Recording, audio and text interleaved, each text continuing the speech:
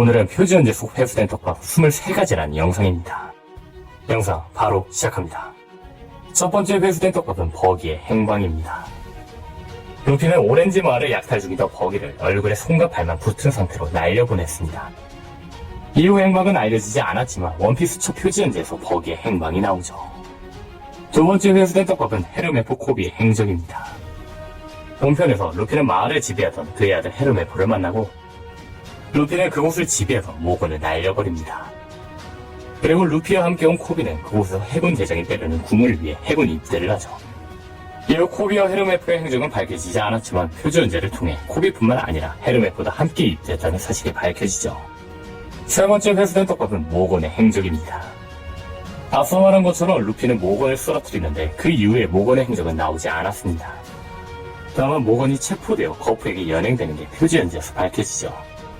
네 번째 회수된 떡밥은 알비다와 버기가 만난 이유입니다.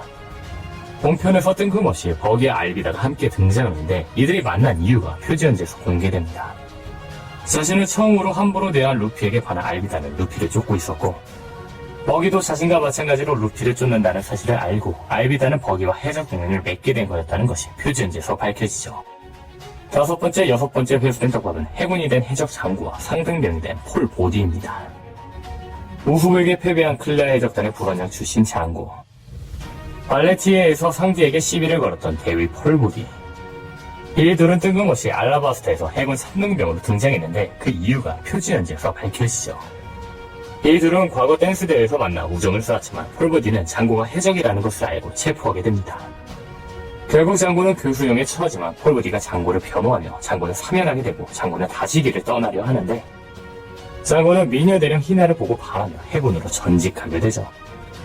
결국 해적을 변호한 죄로 3등병으로 강등되었던 폴보디와 함께 장군은 함께 상등병으로 희나 밑으로 들어가게 된 거였죠. 일곱 번째 회수된 떡밥은 하찌와 케이미입니다. 샤먼디 제도 편에서 하찌와 케이미가 동료로 나오는데 이들이 왜 동료가 된지는 표지연재에서 공개되었었습니다. 표지연재 속 하찌는 바다 멧돼지에게 잡혔던 케이미와 파파구를 구해줬었습니다. 이후 마크로 일당에게 잡힌 케이미와 파파구를 하찌가 한 번 더 구해주게 되면서 케이미는 하찌의 보호를 받으며 타코야키 가게 점원으로 일하게 된 거였죠. 여덟 번째 회수된 떡밥은 에이스와 검은 새움입니다. 에이스는 티치를 쫓으며 티치의 단서를 찾고 있었습니다. 그리고 결국 에이스는 티치를 찾아내는데 어떻게 티치의 위치를 찾았는지 표지연재에서 공개됩니다. 표지연재 속 에이스는 불타고 있는 해군 극비 정보선에 들어가 해군과 극비 정보를 구해내죠. 그리고 그 극비 정보에는 티치에 대한 정보가 있었고 에이스는 그 정보를 갖고 티치가 있는 바하마루 섬에 간 거였죠. 아홉 번째 회수된 떡밥은 페루의 생사입니다. 페루는 알라바스타를 구하기 위해 알라바스타를 터뜨리려는 폭탄과 함께 자폭합니다. 이후 페루가 살아있는 듯한 모습은 나왔지만 정확히 페루의 생사는 나오지 않았습니다. 다만 표지연재에서 페루가 살아있는 모습이 나오죠. 열 번째 회수된 떡밥은 크로코다일의 꿈입니다. 크로코다일은 강력한 군사력을 바탕으로 이상국가 건국을 꿈꾸는 걸로 알려져 있었습니다. 다만 표지연재 속 크로코다일의 진짜 이상적인 모습은 해적왕이었다는 게 밝혀지죠. 12번째 회수된 떡밥은 CP0 루치입니다. 루치와 CP9 멤버들은 루피랭에게 패배 후 행적이 나오지 않았지만 본편에서 뜬금없이 루치와 카쿠가 CP0로 등장합니다. 이들이 어떻게 CP0가 되었는지 나오진 않았지만 루치와 CP9 멤버들이 자신을 제거하려는 스펜단 부제에게 돌아가는 내용이 나오죠. 13번째 회수된 떡밥은 봉쿠레입니다. 봉쿠레는 루피와 함께 임펠다운 탈옥을 하려고 했지만 정의의 문을 열어줄 사람이 없어 봉쿠레는 홀로 남습니다. 결국 봉쿠레는 마젤란으로 변해 정의의 문을 열고 마젤란과 싸우죠. 이후 봉쿠레의 행적은 나오지 않았지만 표지연재 속 임펠다운 간수들도 찾지 못한 레벨 5.5 유카마랜드의 새로운 여왕이 되었다며 등장하죠. 14번째 회수된 떡밥은 와노쿤에서 온 카리브입니다.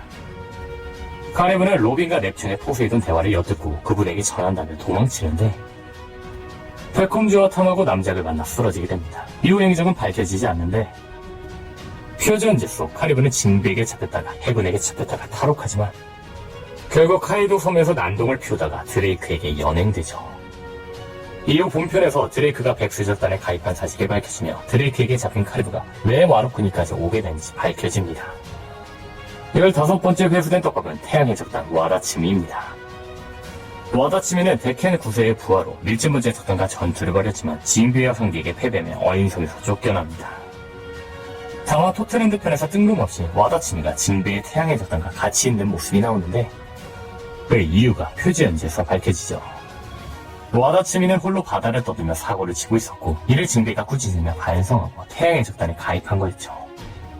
16번째 회수된 떡밥은 사보의 등장입니다. 흰수염과 에이스의 묘에서 자세히 보시면 세 잔의 술잔이 등장하는데 이후 본편에서 이 술잔은 사보가 놓았다는 것이 밝혀지죠. 당시 표지 연재가 2012년 5월에 나왔는데 이후 사보는 2013년 12월에 등장했습니다. 즉 오다쌤은 적어도 1년 반 전부터 사보의 등장을 준비하고 있었다는 겁니다. 17번째 회수된 떡밥은 블랙드럼 왕국 국왕 와포로입니다. 루피의 공격을 맞고 날아갔던 와포로는 뜬금없이 블랙드럼 왕국의 왕으로 등장하는데 이 이유가 표지 연재에서 밝혀집니다. 루피에 의해 한 섬에 떨어진 와포로는 고철을 먹으며 생활을 이어가는데 와포로가 고철을 먹다가 만들어진 장난감이 특수한 합금인 게 밝혀지며 와포로는 떼돈을 벌게 되죠. 그리고 이 돈으로 와포로는 블랙드럼 왕국을 건국합니다. 근데 여기서 재밌는 건 프랑키가 쓰고 있는 고철이 와포로가 만든 합금이라는 겁니다. 18번째 회수된 떡밥은 거병 해적단입니다. 하이루디는 자신이 거병 해적단을 부활시킨다고 하며 거병 해적단을 언급하였는데 그 거병 해적단이 표지 연재에서 공개됩니다. 19번째 회수된 떡밥은 소드입니다. 표지 연재 속 한 해군들이 배지를 찾는 모습이 나오는데 이 해군들이 소드였다는 게 본편에서 밝혀지죠. 해군 기밀 특수부대 소드는 왜 배지를 찾고 있던 걸까요? 20번째 회수된 떡밥은 바르톨로메오입니다. 표지 연재 속 바르톨로메오는 샹크스의 깃발을 불태웁니다. 이 여파로 어떤 일이 벌어질지 기대되었었는데 샹크스는 이 일을 알고 있는 걸로 마무리되었었네요. 다만 이후 샹크스가 무슨 일을 벌일지도 모르겠네요. 21번째 회수된 떡밥은 빈스모크 가문입니다. 본편에서 빈스모크 일가는 태양해적단과 함께 루피랭이 도망치도록 도와줍니다. 이후 태양해적단은 무사히 빠져나갔다고 징별을 통해 공개되었지만 빈스모크 가문에 대한 이야기는 나오지 않았는데 빈스모크 가문 중 니디와 윤디는 잡히고 나머지는 빠져나왔다는 게 밝혀지죠. 22번째 회수된 떡밥은 시저의 행적입니다. 시저, 배치, 루피 일당은 함께 빅맘 암살을 시도하지만 실패하고 이들은 각각 찢어집니다. 이후 시저의 행적은 나오지 않았지만 표지 연재에서 시저의 행적이 나옵니다. 배치 루피와 헤어진 후 시저는 토토랜드에서 도망치지 못했고 결국 니디의 윤디를 탈환하려는 레이즈와 이치디를 만나 함께 도망치죠. 23번째 회수된 떡밥은 아오키지입니다. 아오키지는 검은소 해적단과 엮여 있을 뿐 아오키지가 검은소 해적단이라고 정확히 밝혀지지는 않았습니다. 다만 토트랜드가 얼어버리고 바누고와 함께 푸딩을 납치해가는 모습이 공개되며 구잔이 검은소 해적단에 가입한 게 표지 연재를 통해 밝혀지죠. 오늘 영상은 여기까지입니다. 시청해주셔서 감사합니다.